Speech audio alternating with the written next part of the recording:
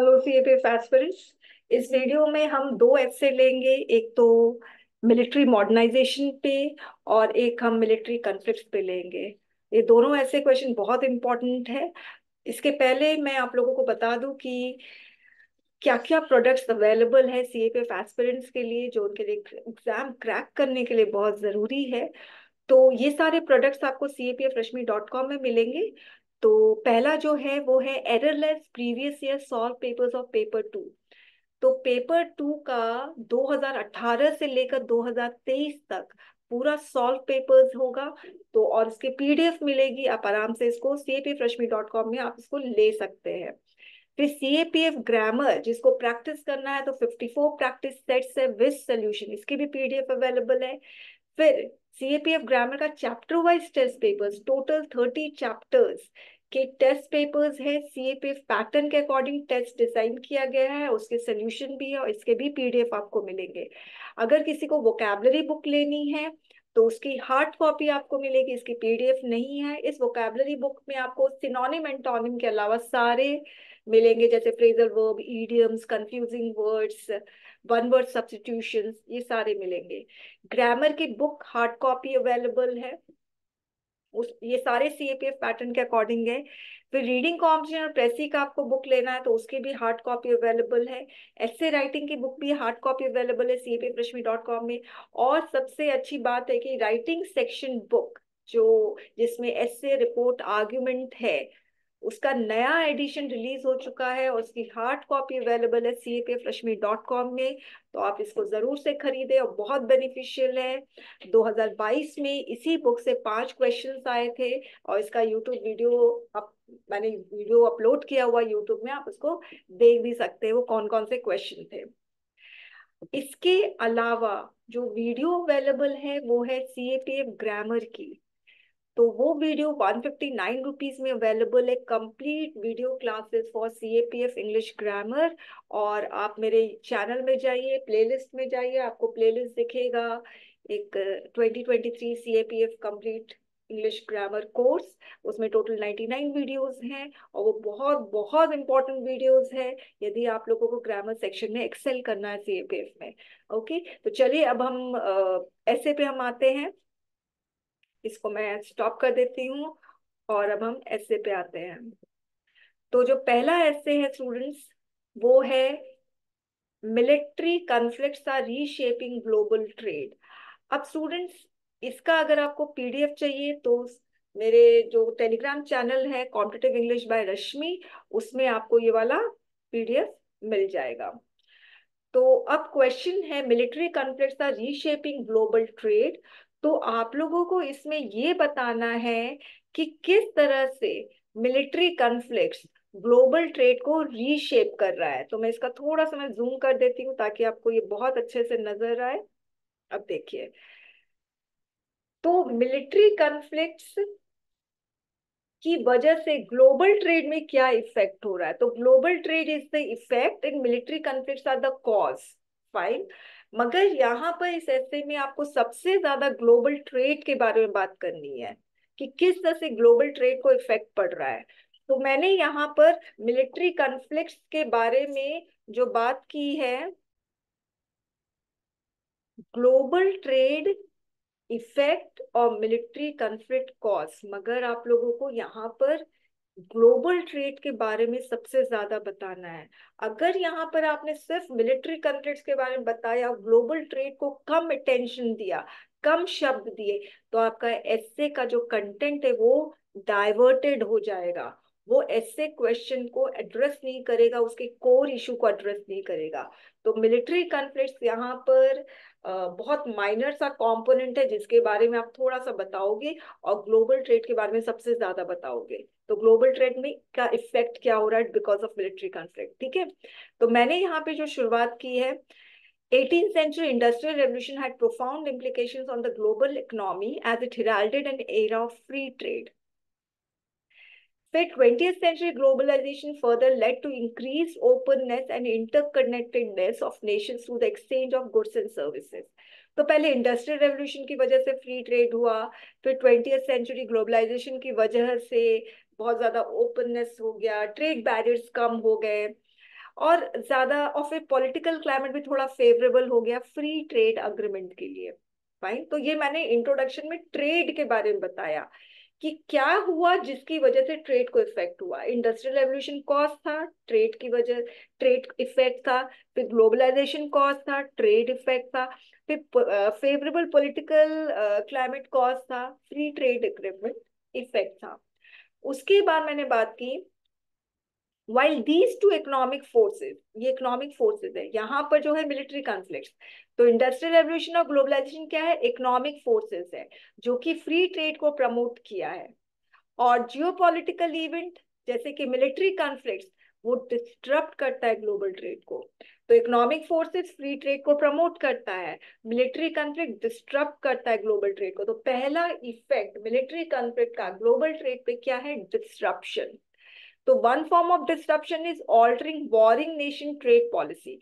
तो पहला जो इफेक्ट है वो ये है, मिलिट्री कॉन्फ्लिक्ट की वजह से जो भी नेशंस वॉर में इन्वॉल्व है उनकी ट्रेड पॉलिसी बदल जाती है। फिर मुझे एक एग्जांपल देना पड़ेगा, सिर्फ बोलने से नहीं होगा। एग्जांपल क्या दिया है, वर्ल्ड वॉर 1 और वर्ल्ड वॉर 2 में जब हुआ था तो ट्रेड पॉलिसी बदल गई। कौन सी ट्रेड पॉलिसी, पहले ओपन ट्रेड था, फ्री ट्रेड था, फिर क्या हो गया, प्रोटेक्शनिस्ट ट्रेड पॉलिसी हो गई।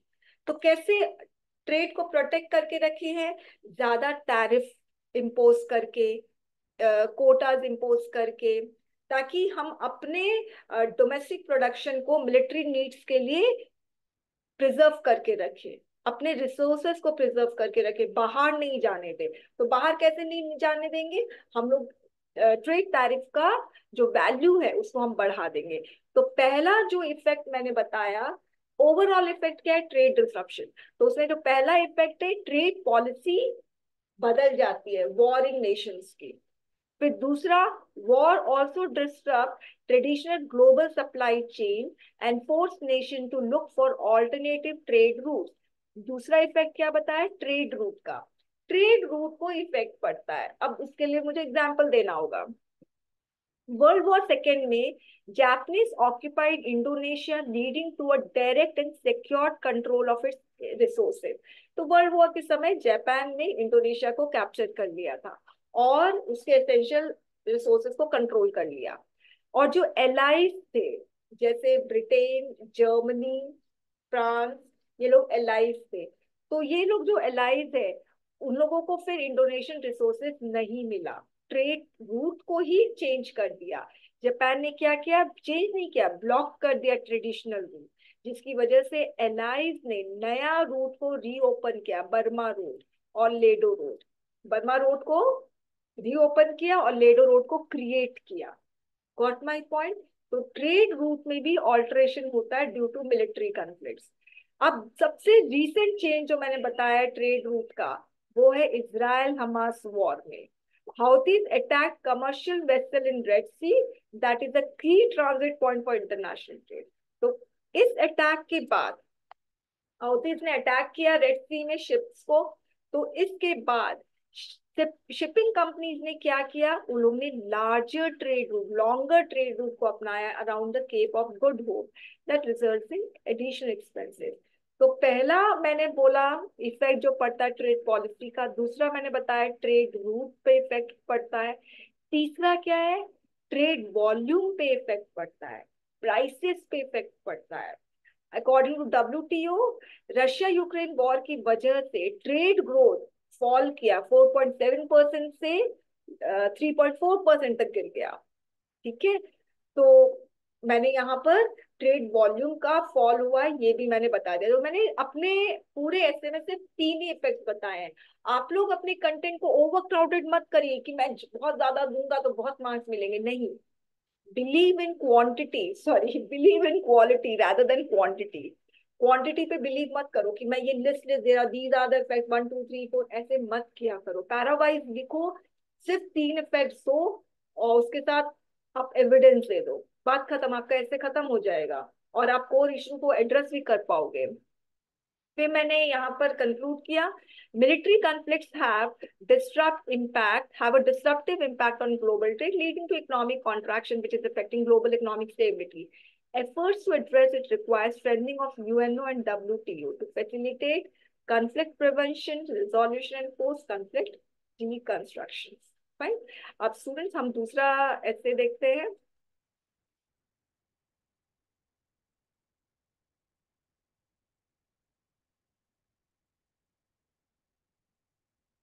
तो चलिए अब हम दूसरा ऐसे देखते हैं. आपको ऐसे का कोर इशू समझना पड़ेगा, उसी को एड्रेस करना पड़ेगा. तो दूसरा ऐसे है हमारा, Indian military modernisation in the shadow of China threat. तो अब आप देख रहे हैं इसमें आपका एक है इंडिया मिलिट्री मॉडर्नाइजेशन और दूसरा है चाइना थ्रेट. तो सबसे पहले आपको ये डिसाइड करना है कि आप मिलिट्री मॉडर्नाइजेशन पे ज्यादा शब्द कंज्यूम होगा या चाइना थ्रेट पे ज्यादा शब्द कंज्यूम होगा. ओके. तो आपको इसमें चाइना थ्रेट के बारे में ज्यादा नहीं बताना है, क्योंकि चाइना थ्रेट की वजह से इंडियन मिलिट्री मॉडर्नाइजेशन हो रहा है. तो China threat is the cause and India military modernisation is the effect. Okay.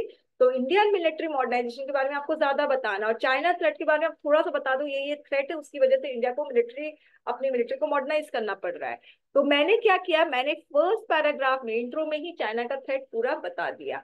मैंने यहाँ पर बताया कि चाइना का मिलिट्री मॉडर्नाइजेशन हो रहा है, उसका मिलिट्री एक्सपेंडिचर बहुत ज्यादा है, और इंडिया वो जो भी क्या बोलते हैं ट्रांसग्रेशन, ट्रांसग्रेशन का मतलब कि वो बॉर्डर क्रॉस कर रहा है. ठीक है. जो इंडिया की सिक्योरिटी को थ्रेटन कर रहा है, अरुणाचल प्रदेश की तरफ, लद्दाख की तरफ.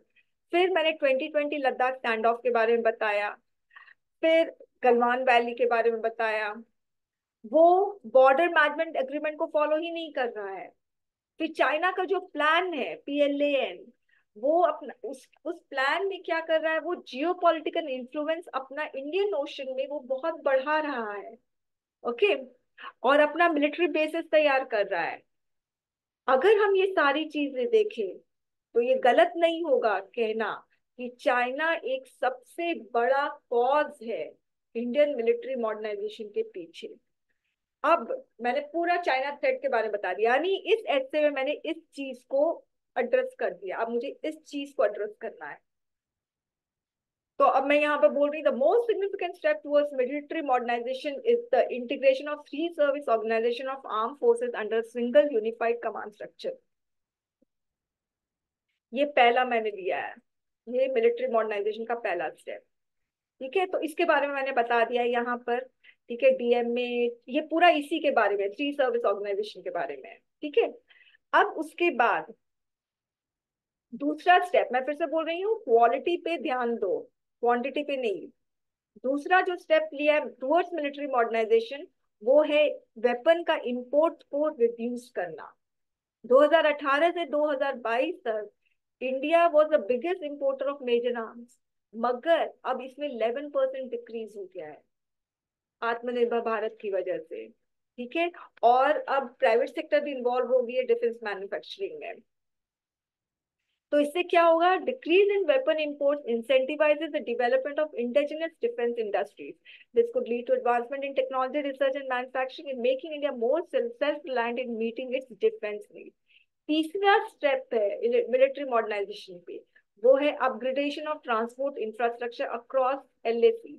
LAC क्यों बोला है, क्योंकि चाइना का थ्रेट है क्वेश्चन में, इसी की वजह से. For smooth and easy movement of personnel and weaponry, the government has sanctioned the construction of इतना road in and along LAC and 32 helipads. Construction हुआ है 32 हेलीपैड्स का भी. बस, यानी मैंने सिर्फ 3 ही लिया है. तीन जो मिलिट्री मॉडर्नाइजेशन की तरफ 3 स्टेप लिया गया, उसी के बारे में बात की है. फिर India has undertaken and employed some very substantial steps towards military modernisation, but defence reforms are long term in nature. They take time to yield come the result, desired result, but there is need to follow up the achievement of civil military coordination and inter-service integration. Okay. तो 339 word से मैंने ये पूरा ऐसे खत्म कर लिया. आप लोगों को इसकी PDF चाहिए तो आप लोग ज्वाइन करिए Telegram group competitive English by Rashmi. Thank you very much.